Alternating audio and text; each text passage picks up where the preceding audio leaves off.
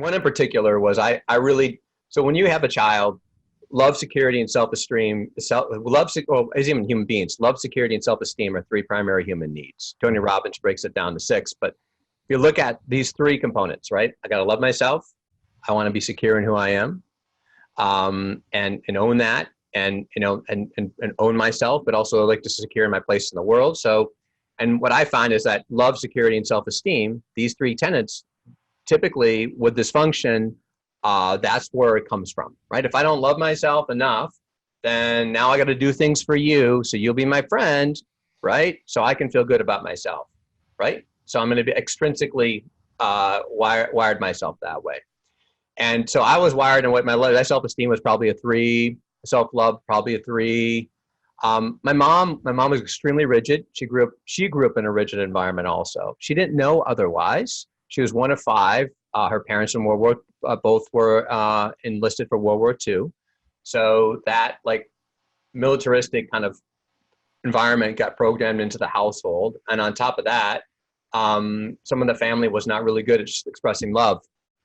So my mom's philosophy was like, and I'm thankful for it, but she was extremely disciplinary, to a level like, I'd be outside and I hadn't closed my closet in my bedroom, and she'd scream and have me come inside to shut my closet because I wasn't in order. Okay. So what ended up happening is I really didn't believe in myself.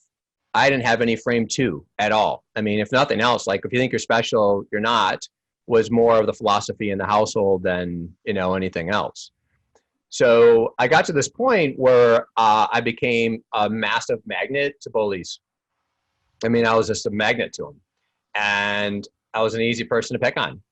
And so I got my ass beaten over and over. And it sucked, man. I was like fearful.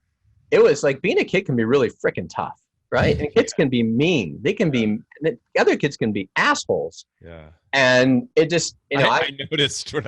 Huh? I noticed. Yeah, you had the same experience? Similar. Yeah, right on. So I'm like, I had this drive, like, all right, I don't know where it came from, but maybe from God, but like, Chris, come a martial artist. At least you can like commit, like no one's going to kick your ass anymore. So I studied a couple different things, and then finally ended up at this point. Well, I started did something like for 10 for a stint, and then probably like around 12 for a stint, and then at 15 it took. When I was 15, and I was in high school, and that's when bullying was really get to the worst. I started studying a martial art called Sanshinryu Karate, which is it's an Okinawan-based style founded in the United States, and so I started studying it, right, and I loved it, and I got really absorbed in it, and that caused me to create a new experience. So I eventually got to a point where now I'm in college, I got my black belt, and now I'm like, all right, like I'm wearing something that says that I can do something and accomplish something, that I'm different.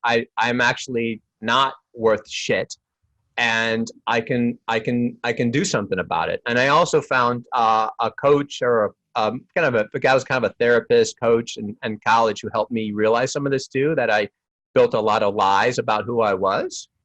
And so this created this transformation, and they had this new experience that, well, maybe I started as soon as you start doubting what you believe, right? If you can doubt it, then you can create a new frame, because it weakens it, right? And so I had a new experience that weakened the frame, and then and that was, for me, that was a huge, like, where shit went wrong, but it created, and I would never change it as much. And I could even tell you people's names that beat my ass, and probably in college time, I had a little chip on my shoulder.